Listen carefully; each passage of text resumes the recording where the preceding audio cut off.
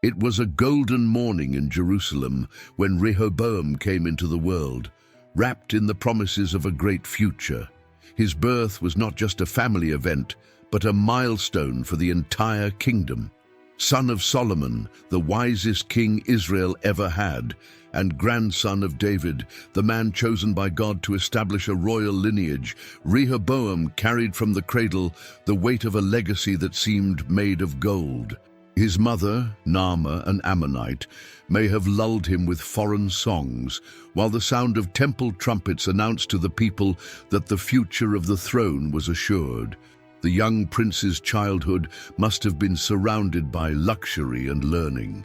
Solomon, his father, ruled with splendor and knowledge that attracted kings and queens from distant lands. Rehoboam grew up in a palace where every stone seemed to hold ancient stories. Every hall reflected divine glory, and words of wisdom echoed like a constant melody. Still, there was something unseen in the halls of that palace, the seed of uncertainty. How could such a young boy understand the weight of a name that was intertwined with the history of a people chosen by God? Subscribe to the channel for more exciting biblical stories and turn on the notification bell so you don't miss any videos. Time passed, and Rehoboam watched his father make decisions that shaped not only the land of Israel, but also the hearts of its people. He saw the magnificent temple that Solomon built for the Lord, and the caravans that brought treasures from far away. But he also noted the sacrifices required of the people to sustain this splendor, the hard work, the heavy tributes. Perhaps without knowing it, Rehoboam was a silent witness to a kingdom that shined on the outside, but was already beginning to show cracks on the inside. And when the throne finally became empty, what would Solomon's heir do in the face of a kingdom full of expectations? The day arrived faster than perhaps Rehoboam was prepared for. Solomon's death threw the kingdom into a mix of mourning and expectation. The people, accustomed to the golden glow of their father's reign, now turned to the new king, hoping for answers, direction, and perhaps relief. Rehoboam, with his haughty posture, ascended the throne in Jerusalem, surrounded by ministers, soldiers, and the distant murmur of the crowd. It was a solemn moment, but full of tension. What would that young king do with the legacy left by Solomon? In the first days of his reign, a disturbing request came to light. The leaders of the people, tired of the exorbitant taxes and forced labor that supported Solomon's grandiose constructions, approached with a plea. At their head was Jeroboam, a man who had already been entrusted with responsibilities in the previous reign, but who now represented the voice of dissatisfaction. "Ease the heavy yoke your father placed on us," they said. It was a simple request, but loaded with symbolism, a plea for change, for relief, for a king who would look at the people in a way his father perhaps had not. Rehoboam listened, but instead of deciding immediately, he asked for 3 days to give his answer. 3 days that would be remembered as a harbinger of all that was to come. First, he sought the counsel of the elders, wise men who had served his father and knew the hearts of the people. They said, "If you are a servant to the people today, they will serve you forever." Simple words, but loaded with meaning. But then Rehoboam turned to his friends, young people who had grown up alongside him in the comfort of the palace. And the advice he heard from them changed the destiny of Israel forever. The 3 days passed like a storm forming on the horizon, slow but inevitable. While the people waited anxiously for the answer, Rehoboam, in the silence of the palace walls, fought between two opposing councils. On the one hand, the elders, who spoke with the weight of experience, advised him to win the hearts of the people with kindness and compassion. On the other, his childhood friends, young people who only knew the privileges of royalty, urged him to show strength, not to give in. "If my father punished them with stripes, I will punish them with scorpions," was their advice. Words that seemed to echo in the air, filled with presumption and contempt. On the appointed day, Rehoboam finally stood before the gathered crowd. The people were full of hope, waiting to hear that the new king would be different from his father, that he would rule with a lighter heart. But when Rehoboam opened his mouth, his words cut like blades. He rejected their request and declared that he would not only maintain the burdens imposed by Solomon, but would make them even heavier. It was as if a lion's roar had echoed through the square, but instead of inspiring respect, it provoked deep discontent. The silence that followed was broken not by murmurs, but by shouts of outrage. The crowd dispersed, but the discontent did not disappear. It grew like a flame that would eventually consume everything around it. Jeroboam, who had led the people in the request, became the central figure in this revolt. As Rehoboam returned to the palace, perhaps without fully realizing what he had unleashed, the kingdom that his grandfather David and his father Solomon had consolidated began to crack. The days that followed Rehoboam's decision were like a storm that swept through the kingdom.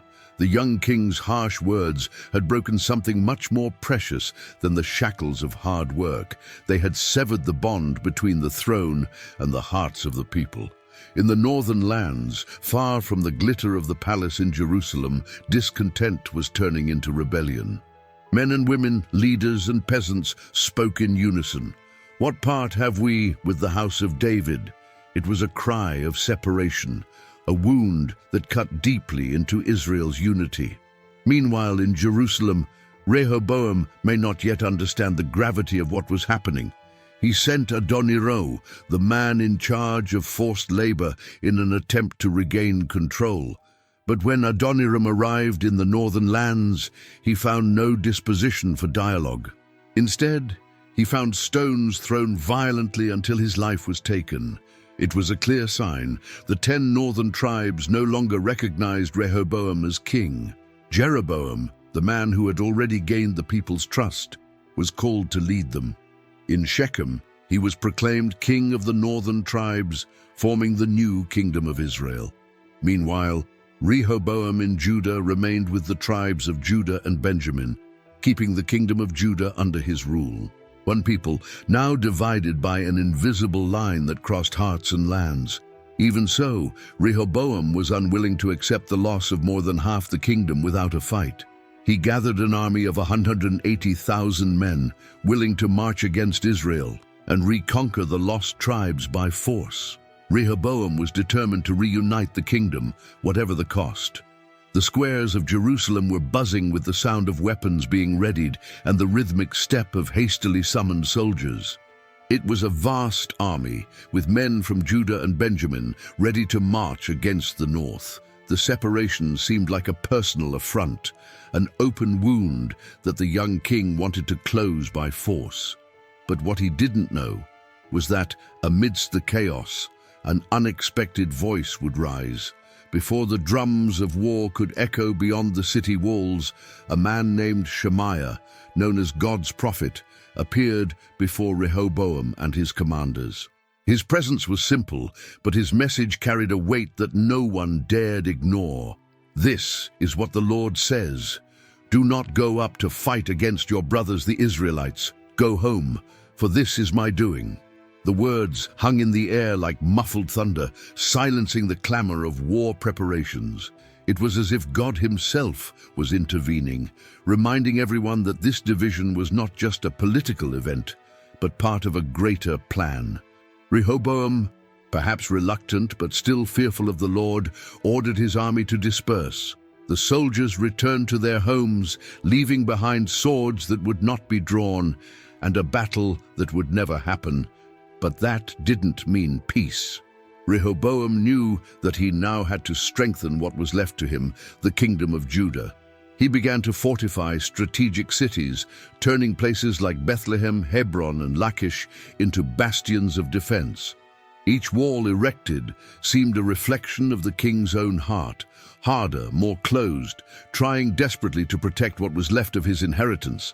While Rehoboam focused on building walls and strengthening his defenses, something more dangerous began to grow within Judah.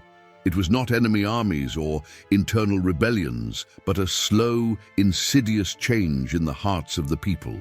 Idolatry, like weeds in a fertile field, began to spread throughout the kingdom. Pagan altars appeared on hills, sacred poles were erected in fields, and the people, influenced by neighboring cultures and practices that Solomon, in his final years, had permitted, began to turn to foreign gods. It was a silent betrayal of the covenant with the God of Israel. Rehoboam, instead of resisting, allowed these practices to flourish. Perhaps he felt that allowing these different devotions would bring peace or relief from tensions in the divided kingdom. Or perhaps he was so focused on military and political matters that he didn't realize how far the people had gone astray. And it wasn't just the people. Within the palace itself, echoes of this decay could be heard. Abominable practices, pagan cults, and strange rituals were tolerated, and the king's own example did little to bring the people back to the right path. The temple that Solomon had built, a masterpiece dedicated to the Lord, was now surrounded by shadows of other gods. It was as if the golden glow of Jerusalem was slowly being extinguished, replaced by a dull gray of spiritual infidelity. However, God, always vigilant, did not ignore what was happening. The separation of the people and their king would not go without consequences. It was like a storm gathering on the horizon, slow but inevitable. In the 5th year of Rehoboam's reign, the threat that came from afar finally reached the gates of Judah. The name of Shishak, Pharaoh of Egypt, echoed like thunder. He didn't just come to scare or negotiate, he came in full force, at the head of a colossal army, full of war chariots and horses. It was a vision of power that made even the bravest tremble. And, in the face of this, the walls that Rehoboam had worked so hard to build seemed insignificant. The invasion was devastating. City after city fell, and the armies of Judah, unprepared to face such a powerful adversary, retreated or were crushed. When Shishak finally arrived in Jerusalem, the heart of the kingdom, Rehoboam realized there was no longer any escape. The treasures accumulated by Solomon, which had transformed the temple and palace into symbols of wealth and glory, were now threatened. The gold that glittered in Israel's sun would soon be carried away by the Egyptians. In this moment of despair, the princes of Judah and Rehoboam himself finally humbled themselves before God.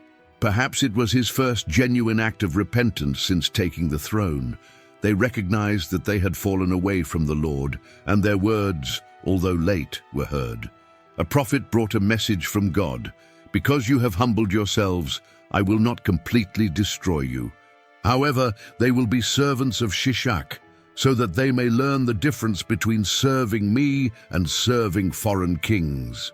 Shishak sacked Jerusalem, taking away the golden shields that Solomon had made. In their place, Rehoboam had bronze shields forged as an attempt to replace what had been lost. But the bronze shields, heavy and opaque, were a clear symbol of a kingdom that had lost the luster of its glory. As Jerusalem began to rise again from the ashes, the lesson seemed clear, but the hearts of Rehoboam and the people of Judah were still far from completely transformed. After the devastation left by Shishak, Rehoboam strove to restore what he could of the kingdom. But although the walls and palaces could be rebuilt, what really needed repair remained in ruins: the hearts of the people and the king himself. Judah lived a cycle of spiritual ups and downs. There were times when Rehoboam seemed to seek God, when he and the people humbled themselves before the Lord. During these periods, the kingdom experienced a glimpse of stability and peace. However, loyalty never lasted. Soon, the hills of Judah were once again taken over by altars to foreign gods, and the sacred poles reappeared as marks of a land that had forgotten the God who had brought it out of Egypt. The people seemed caught in a confused dance, oscillating between true devotion and the tempting appeals of the idolatrous practices that surrounded them. Rehoboam, in turn, was not a firm enough leader to break this cycle.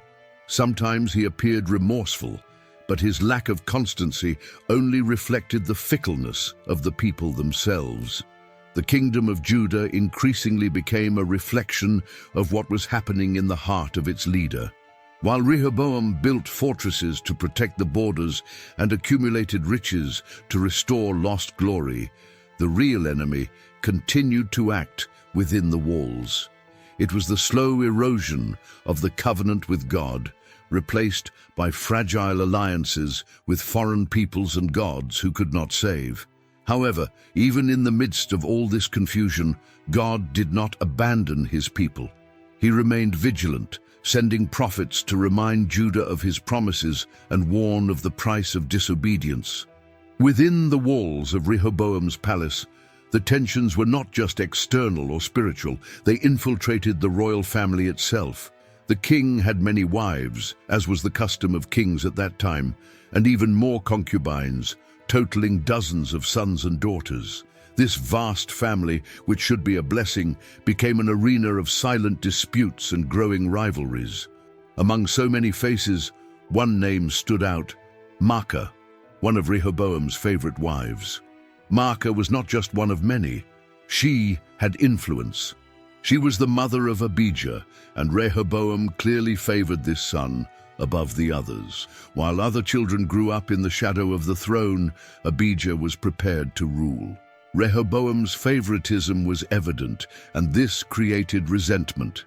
Imagine the halls of the palace, where brothers shared royal blood, but not the same place in their father's heart. The words spoken in secret, the looks filled with envy or distrust. All of this created an atmosphere that seemed to anticipate future conflicts.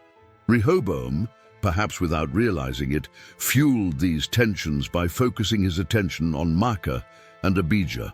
The young prince, aware of his special status, walked through the halls like someone who already felt the weight of the crown. But this choice of Rehoboam was not just a matter of personal preference, she was also strategic. Grooming a successor was essential to ensure the throne was not threatened, especially in a kingdom that had already lost so much. Meanwhile, outside the palace, the people continued to live in a divided kingdom, dealing with spiritual and political instability. Inside and outside the walls, the atmosphere was uncertain. The years passed, and Rehoboam continued to reign over Judah for 17 long and turbulent years. Jerusalem, the city where God's name had been exalted with such splendor during Solomon's reign, now bore the marks of an era of ups and downs. The kingdom, which had once been a light to the nations, now seemed to be walking along an uncertain road, full of forgotten promises and choices that took it away from the purpose for which it was called.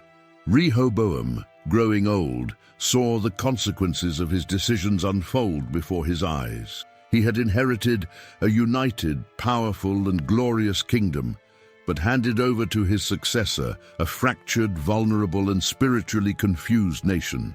Still, he remained faithful to his choice of Abijah as successor, ensuring that David's line would remain on the throne. But what would become of the kingdom after his death? That was a question he may never have fully answered. When Rehoboam died, he was buried in the city of David, next to his ancestors. His tomb, surrounded by stones and silence, became a symbol of a reign that, although full of potential, ended marked by division and alienation from God. The people, now under the leadership of Abijah, faced an uncertain future, carrying both the scars and the hopes left by Rehoboam's government. But even at the end of his story, something greater remained. Rehoboam's throne was not his alone. It was part of a divine promise. The covenant made with David, that his lineage would never be extinct, continued to live, even in the midst of human failures. Rehoboam's reign is like a great mirror that reflects both a king's choices and their impact on a people. His story reminds us that power, when driven by pride and impulsiveness, can turn blessings into burdens. Rehoboam had it all: a divine lineage, the inheritance of a prosperous kingdom, and the example of kings who came before him. But their decisions, made with an ear more inclined to the counsel of the young than the wisdom of the elders, paved the way for division and pain. The division of Israel was not just political. She revealed what happens when a leader does not govern with empathy and humility. Rehoboam's harsh words, spoken with arrogance, echoed like a wall that separated the hearts of the people. Your inability to realize the weight of your actions teaches us that leadership is not about strength or control, but about service and wisdom. He was a man who, faced with challenges, chose pride over compassion and toughness over humility. Yet the story of Rehoboam also tells us about God's patience. Even in the face of infidelity and mistakes, the Lord did not abandon his people or his promise.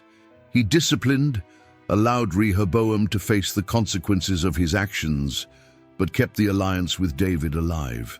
It is a reminder that even in the midst of our failures, God remains faithful, guiding history according to his purpose. And now, looking at Rehoboam's life, we are challenged to reflect on our own choices. How do we deal with the power and responsibility given to us? Do we listen to wise advice, or are we guided by pride? His life is a warning and a hope, showing that even when we fall, God's grace can restore us and redirect the course of history. If you like the story of King Rehoboam and want to continue following other stories of faith and overcoming, be sure to like this video and share it with those you love. And of course, subscribe to the channel so you don't miss any new content. Together, let's explore more powerful lessons from the Bible.